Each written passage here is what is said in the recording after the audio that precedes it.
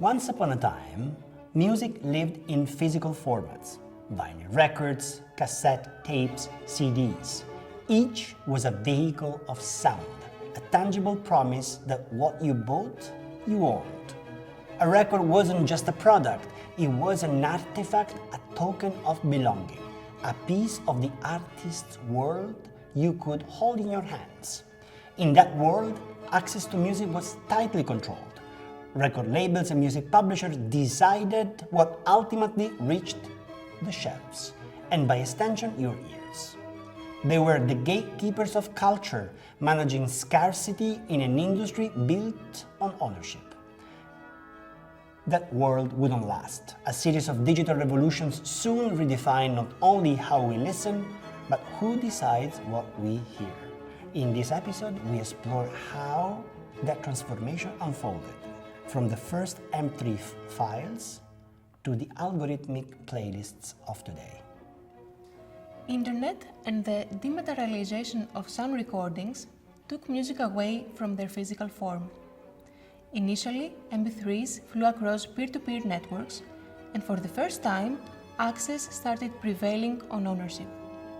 The music industry, long built on scarcity, suddenly faced an era of abundance. And in 2001 came iTunes, starting an era of internet re-intermediation. Apple's 99 cents a song model restored a sense of order, but a different kind of order.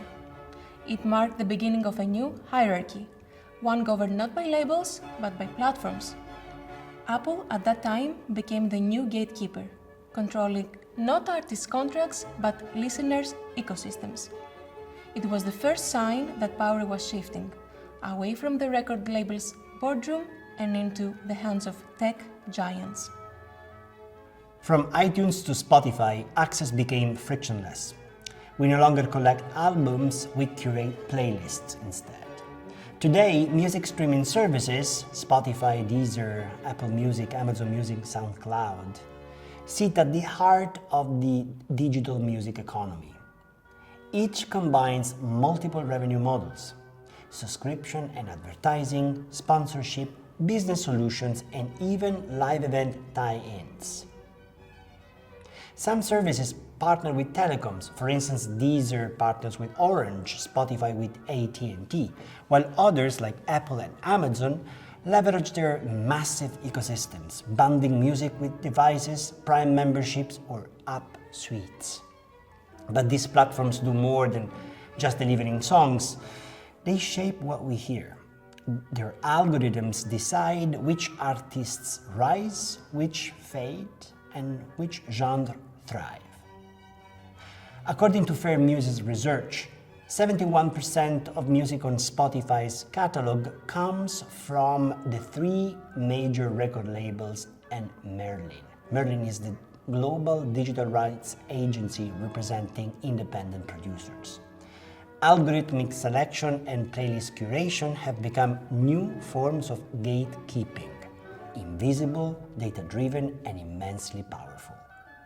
Major record labels, Universal, Warner, Sony, no longer control distribution, yet they continue to negotiate directly with platforms, securing privileged visibility for their catalogs. They diversify into e-commerce, fan applications, and brand partnerships, redefining what it means to be a music company. Music, as Fair Muse has observed, has become a multi-industry asset, deeply entangled with technology, advertising, and data analytics. Majors now monetize not only songs, but also fandom, experiences, and metrics. Indies empower artists through fairer profit splits, sometimes even 50-50, yet their limited resources reduce their leverage. Many therefore rely on collective bargaining through an agency like Merlin, which negotiates digital deals on behalf of many, a multiplicity of independent labels worldwide. It's a model of solidarity in a landscape increasingly defined by scale. At the same time, music aggregators such as DistroKid, Ditto, Fuga, Bandcamp have become essential intermediaries for the so-called do-it-yourself DIY artists to self-release their music, manage metadata, and collect streaming royalties directly. Some, like Ditto, offer artist and repertoire services to emerging artists. Others, like Bandcamp, foster direct-to-fan sales, restoring a sense of intimacy and ownership in a post-ownership world. Every recording carries two identifiers: International Standard Recording Code for the recording and International Standard Work Code for the musical composition. If these codes are missing or mismatched, royalties disappear. Collecting societies like PRS, GEMA, SACEM, SGAE, and SABAM, and independent management entities like Unison, are investing in real-time dashboards to improve data transparency. Yet, problems persist. Inaccurate metadata still means lost income for creators, digital invisibility with very real consequences. Exposure and so discoverability has become the new frontier. In this context, social media platforms changed how we discover music, not just how we listen to it. Platforms like YouTube, TikTok, Instagram operate hybrid business models, earning from ads, memberships, sponsorships, and licensing.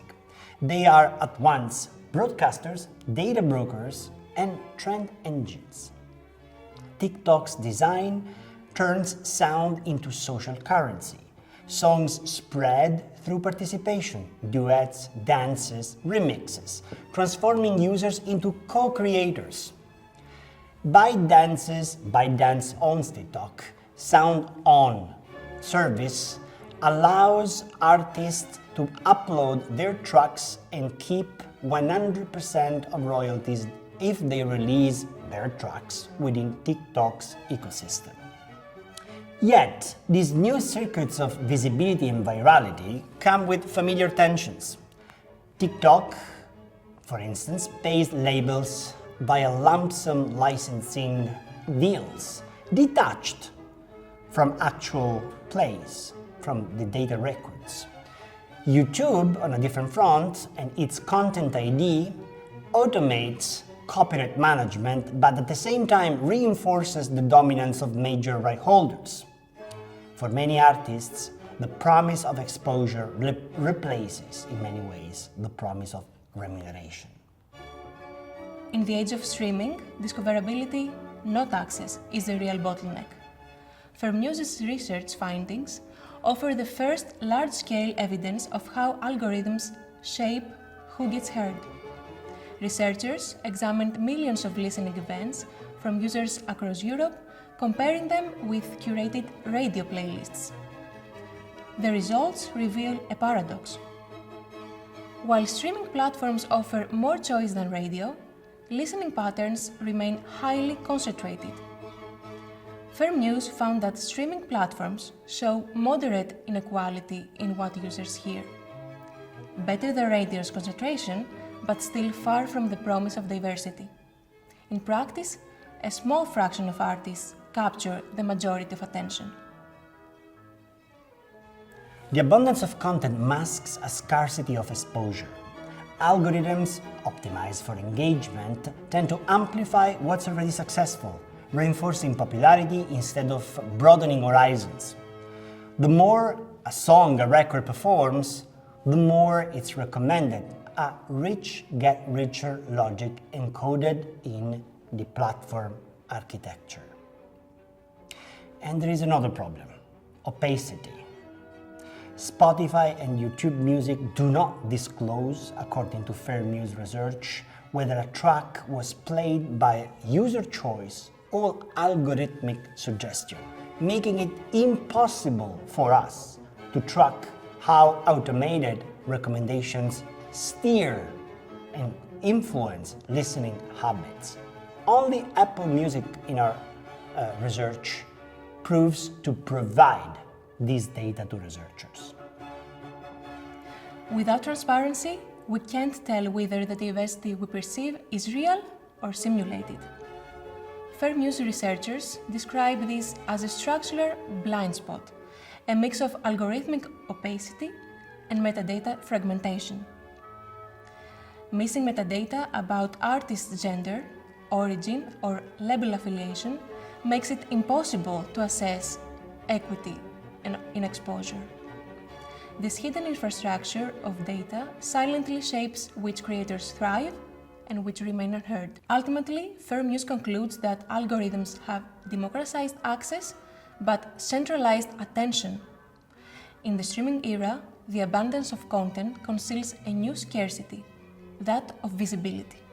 Without transparent metadata and auditable recommendation systems, diversity risks becoming a statistical illusion rather than a lived cultural reality. Power has shifted, but it has not dissolved.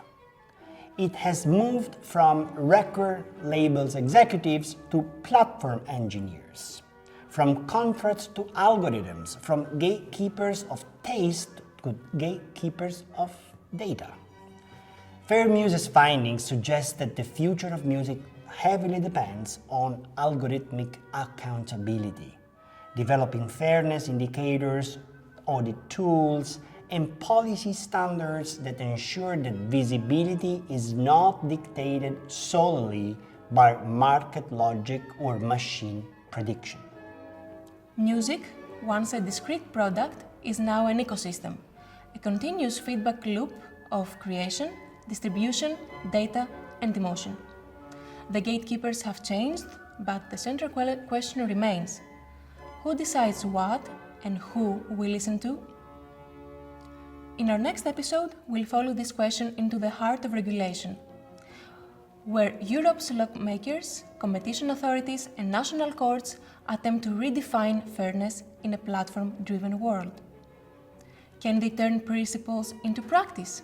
If you missed our previous episodes, you can go back to discover how authors' rights emerged and evolved before the digital age, a story that sets the stage for today's challenges.